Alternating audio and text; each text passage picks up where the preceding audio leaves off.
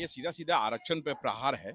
और मैं आपके माध्यम से देश के सभी लोगों को बोलना चाहूँगा, खासकर वो वर्ग जो सदियों से वंचित रहा है और शोषित और उत्पीड़ित रहा है कि आप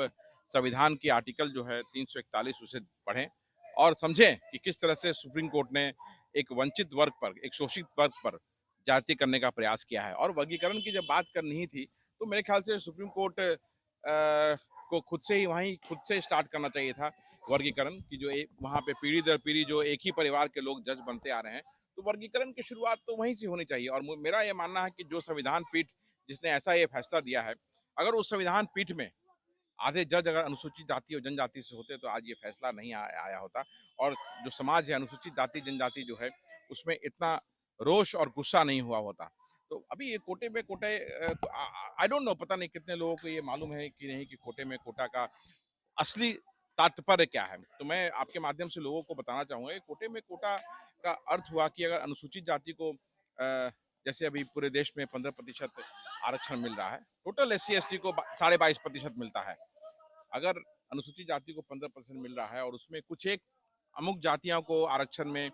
से अगर 5% दे दिया गया अलग करके, जो जिनका साक्षरता बहुत कम है, जो साक्षर नहीं हुए हैं और समाज की बिल्कुल ही पिछली पंक्ति पे बैठे हुए हैं, तो जब सरकार रिक्ति लेके आएगी तो उतने अभ्यर्थी मिलेंगे ही नहीं, उतने अभ्यर्थी मिलेंगे ही नहीं जो वो रिक्ति को पूर्ण कर सके। सरकार जब अभ्यर्थी नहीं मिलेंगे तो दोबारा विज्ञापन लाएगी, तिबारा विज्ञापन लाएगी और जब 3 बार के विज्ञापन के बाद वो सामान्य सामान्य कोटे में चला जाएगा, वो सामान्य कोटे में चला जाएगा। तो ये सुनियोजित साजिश है एक तरह से कि आरक्षण पे प्रहार किया गया है और ये बिल्कुल भी गलत है। ये ऐसा होना एक मिनट रुकिए, काट दीजिए।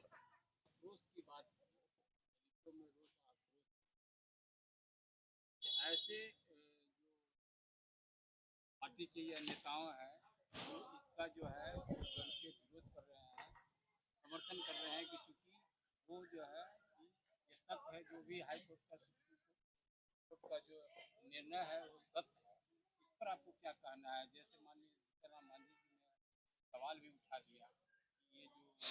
कर रहे हैं मैंने इन लोगों का नहीं, मुझे लगता है कि जीतन राम मांझी जी को आरक्षण के प्रावधानों के बारे में पूरी जानकारी अभी तक नहीं मिली है और वो पूर्वाग्रह से ग्रसित होकर के इस तरह की बात कर रहे हैं। अगर वो बात कर रहे हैं कि किसी अमुक समाज के बारे में कि उनको फायदा मिल चुका है और किसी को फायदा नहीं मिला है, तो उनको ये समझने की जरूरत है कि जहाँ जिस भी समाज को आप आरक्षण देने की बात कर रहे हैं, कोटे में कोटा डाल करके आरक्षण देने की बात कर रहे हैं, क्या आपको वहां पे वो अभ्यर्थी मिल पाएंगे कि वो कोटा भर पाए? पहले तो उनको ये समझने की जरूरत है। आज सच्चाई ये है कि केंद्र सरकार या राज्य सरकार जितनी भी रिक्तियां लाती हैं, उसमें 50% जो है, 50% रिक्तियां आज भी खाली हैं और ये डेटा, मैं ये अपने मन से नहीं बोल रहा हूँ, इसका डेटा है।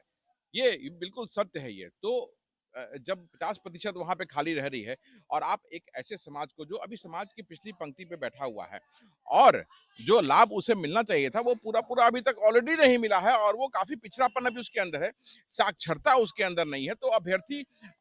वो मिलेगा ही नहीं उस रिक्ति में, उसे नौकरी के आसपास भी नहीं पहुंच पाएगा और वो रिक्तियां जो है सरकार जो लाएंगी, एक बार 2 बार 3 बार विज्ञापन निकाल करके वो सामान्य में चला जाएगा। तो जीतन राम मांझी जी यहाँ पे एक तरह से जो आरक्षण के विरोधी रहे हैं देश में, जो पक्षधर रहे हैं कि आरक्षण कमजोर हो, उन लोगों का साथ देकर के आरक्षण को कमजोर करने में पूरा पूरा अपना हाथ बटा रहे हैं। जीतन राम मांझी जी को शर्म करना चाहिए और 10 बार सोचना चाहिए था इस बयान को देने से पहले। वहीं चिराग पासवान जो है पुनर्याचिका दायर करने की बात कर रहे हैं।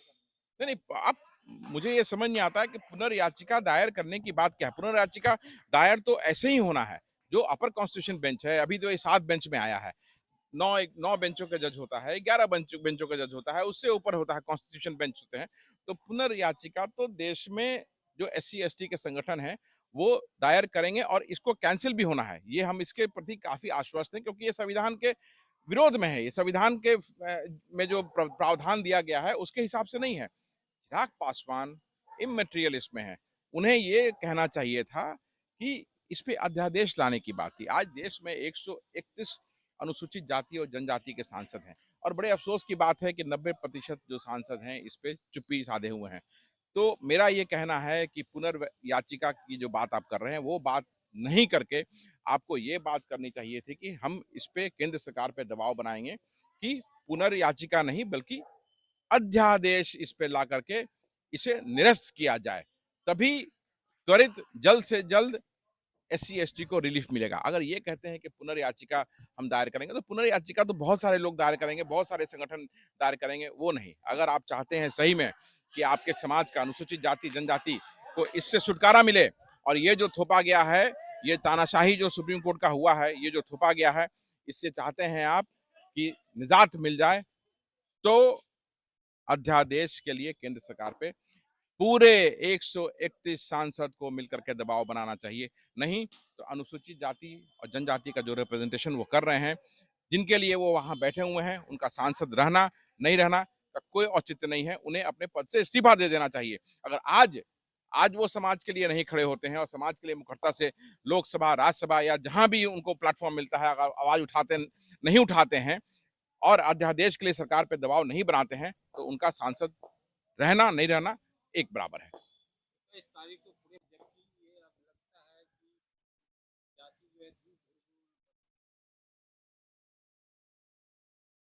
नहीं, जीतन राम मांझी जी का मतलब ये नहीं है कि वो अनुसूचित जाति को पूरा रिप्रेजेंट करते हैं, या चिराग पासवान का मतलब ये नहीं है कि वो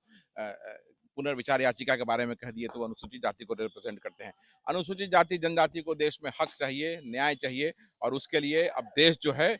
इसका दलित एकता का, अनुसूचित जाति जनजाति एकता का जोर देखेगा, और हम सरकार को मजबूर कर देंगे कि जिस तरह अप्रैल 2018 में एससी एसटी एक्ट में भी इसी तरह से सुप्रीम कोर्ट ने एक गलत डिसीजन दिया था, फिर से सुप्रीम कोर्ट का या तो पीछे आना पड़ेगा या केंद्र सरकार को अध्यादेश लाना पड़ेगा। तो किसी के कहने से कोई फर्क नहीं पड़ता है, और किसी के बोलने से कोई वो एक समाज